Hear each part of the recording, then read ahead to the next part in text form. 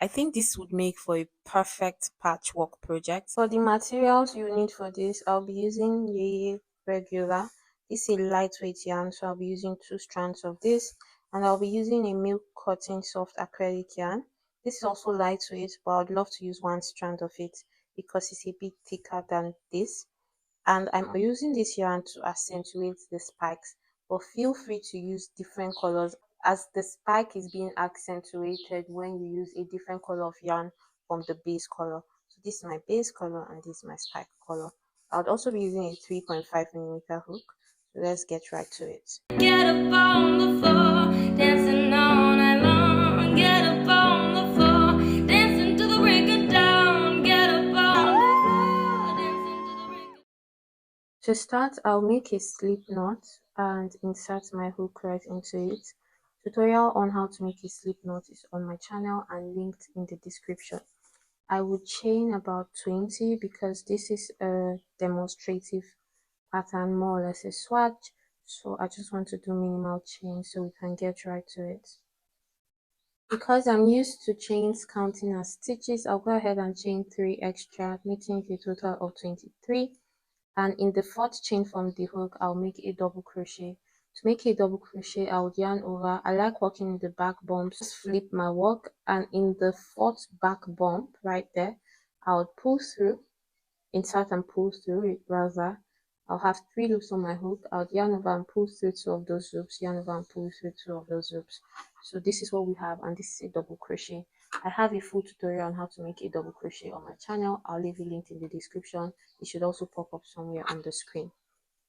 In the next, I would make a double crochet. Mind you, I'm working in the back bumps, but you don't have to if you're not used to it. You could just work directly on the chains as you see them.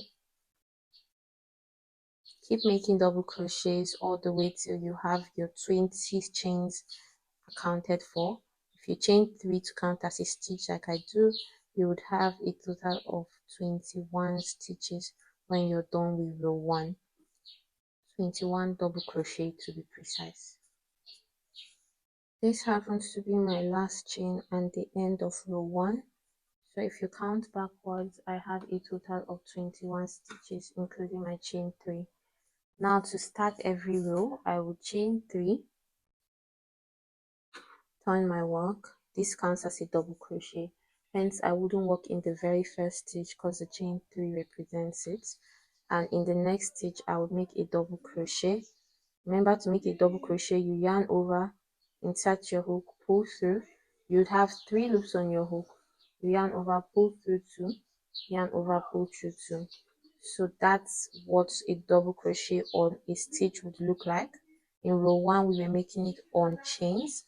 Now in row 2, we'll be making it on stitches. And I just want to make row 2 in double crochet because the beauty of the spike comes when there are other rows beneath it. Okay, so you do this for the whole of row 2. Mind you, the chain 3 counts as a stitch, so our last double crochet should be on top of the 3rd chain. I'll meet you right there. In the last space, which is the chain 3, I'll just insert my hook, pull through. I'll yarn over and pull through the first 2 only, ignoring the last one because I'm about to switch. And I'll just go ahead and insert my multicolor yarn. For you, that might be an opposing color of yarn. So say you're using coffee, you could add beige to it to make the spike, and that would be beautiful. You know, whatever you feel like. And I have a slip knot waiting already in this yarn. I'll just insert my hook and pull through that slip knot. Then I'll chain 3, starting a new row with this. I'll turn my work, skip the first because it doesn't count since chain 3 already represents that. And in the next, I'll make 1 double crochet. This is 2 double crochet so far. In the next stitch, I'll make another. That's 3 double crochet. And to work your spike, you yarn over, make a double crochet beneath the stitch of the standing or the already there double crochet. So that's basically a spike. A spike goes beneath where the stitch should be. So this is where we're supposed to insert the stitch, but because we're trying to work a spike, we'll trace it all the way down. Where the stitch is coming from is where we would insert instead.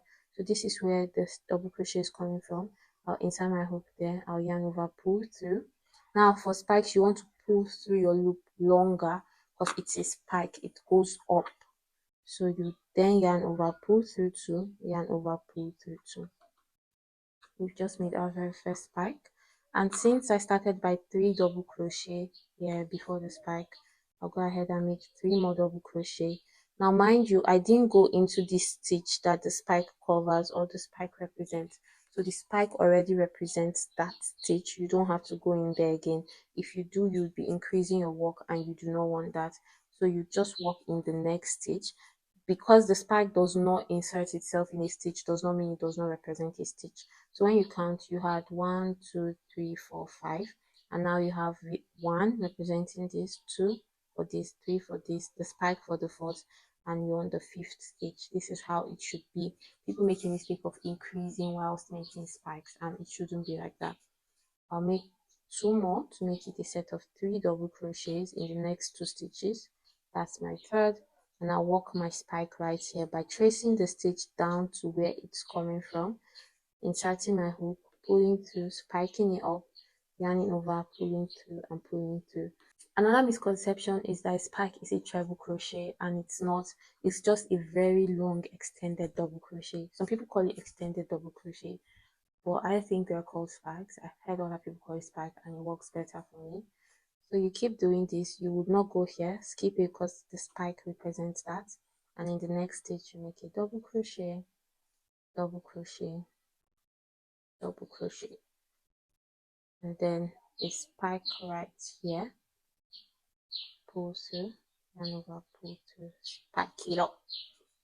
This is how it's looking. It looks so gorgeous. It's such a beautiful stitch, especially when you do with a pretty color like the one I'm using, or a mix match color sort of vibe. Makes it look so beautiful.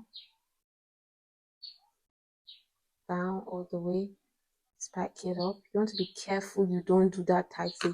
The goal is to make your spike come up to the level of your double crochet. So if you see, all my spikes and my normal double crochet are on the same level.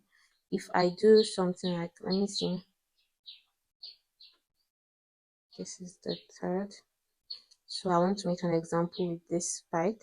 If I do something like this, like insert my hook, pull through, and I've not gotten to this level, and I yarn over, pull through, it even still looks good because I'm used to it, right? I don't know how to make that mistake. However, if it's too tight, it would make your previous row bunch up because you're compressing it to make this happen, and it would not give you an overall good finish. But if you compare this ones I've done to this one, you see that it's more relaxed. Everything is even out right here than this one where I have to like stress the previous stitch, or rather the previous row, the row where my spike is originating from. I'll just spike it normally right there, pull through and pull through. Now the last stitch should be the chain 3. So on the third chain, I'll go ahead and put, oh, it's hiding. Is that the third chain? Yeah, this is it. I'll go ahead and put this double crochet. It's not advisable to end or start with a spike. In short, it's almost impossible. You're supposed to start with a double crochet, and spikes should be in between. Now this is what it looks like. For a better look, or what I do rather, is make a row of the normal color and then a row of spike. That makes it look more, has a better effect. But another thing you can do is you could do spikes in different interval. So there's a way I could arrange it that my spikes would now be coming all the way down here and spiking up. Does that make any sense? Maybe I should do the two. So I'll go ahead and work 1 row of double crochet, 1 in every stitch, and come and show you guys another interval of spike. And then I'll go ahead and do a spike after spike. Like, I would not let it rest. I would not do an interval and show you guys, so you get an idea or a picture of what it looks like before trying it out on your big projects. Okay, mind you, this was done for a bikini pattern, and I have a YouTube tutorial on both the bikini top and the bikini bottom coming soon. So do well to stay subscribed, turn on your post notification if you want to get all the good tutorials I have coming out there.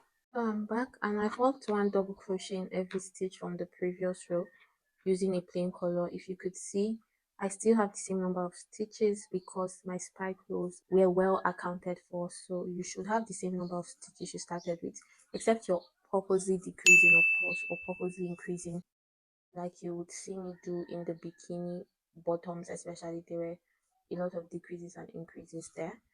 Now I've gone ahead to attach my multicolor yarn again. I'll chain 3, which counts as a stitch, and I want to spice these things up a bit by changing the position of the spike, so you'd see. So I won't go here because chain 3 covers that, but after making one more double crochet here, I would spike right under, that's the third stitch. So for this, I'll be doing an interval of 2 double crochet, 1 spike. So right here, I'll spike again, make another double crochet, another double crochet, spike right here again. You could also do 1 double crochet, 1 spike. There's no law to it. In short, you could do back to back spikes. So I just did 1 spike, and I can do another one again right there in the next stitch. So 2 spikes following each other. Then I'll do 2 double crochet again, 1 spike down there. Let me show you what 1 double crochet and 1 spike would look like right here. Really, there's no law or rule to it. You could spike whenever, wherever, depends on how you want the outcome to be. But I mostly follow the 2 double crochet, 1 spike, or 3 double crochet, 1 spike pattern. Please make sure you're not going into the stitch where your spike is coming from, except you truly do plan on increasing. So keep doing the pattern. Let me do 1 double crochet, 1 spike, because I'm almost at the end, and I want to end with a double crochet on chain 3 right here.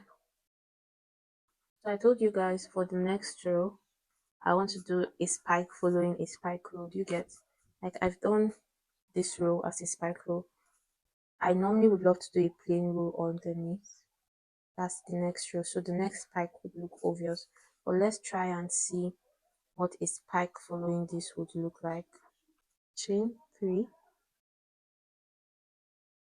might look a bit rowdy because this is a multicolor yarn, but let's try. Make double crochet in the next stitch and spike this one that doesn't have a spike.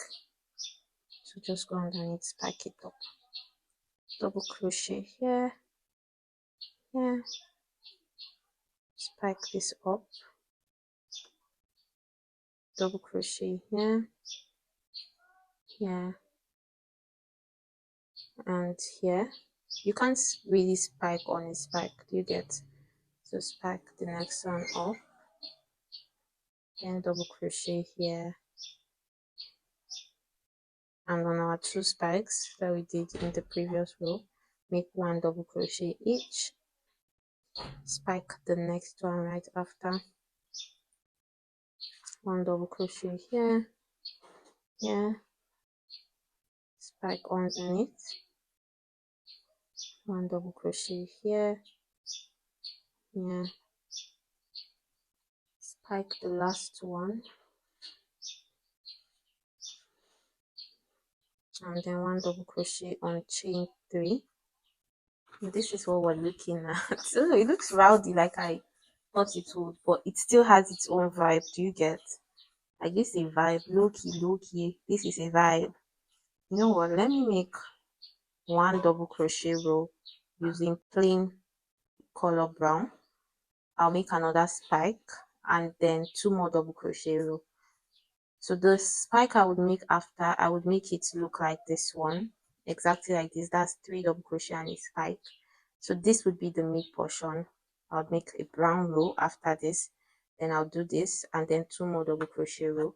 So it looks like there was thought to it, and that'll be the end of this tutorial. I'll come back and show you guys the finished product, but by now I'm sure you know how to make spikes. I'm sure you know the different variations, how you can mix and match it to get what's good for you. So guys, I am back and I am done. I just made, after you saw me here, I made 1 row using the normal color, and then I spiked again using the pattern we did for the first spike, and I made 2 extra rows with the normal color. and this is what it looks like. I think this would make for a perfect patchwork project, like a patch sweater or something. It would also be good for like a cup holder, table mats. I really just like the way the spikes come out with this color.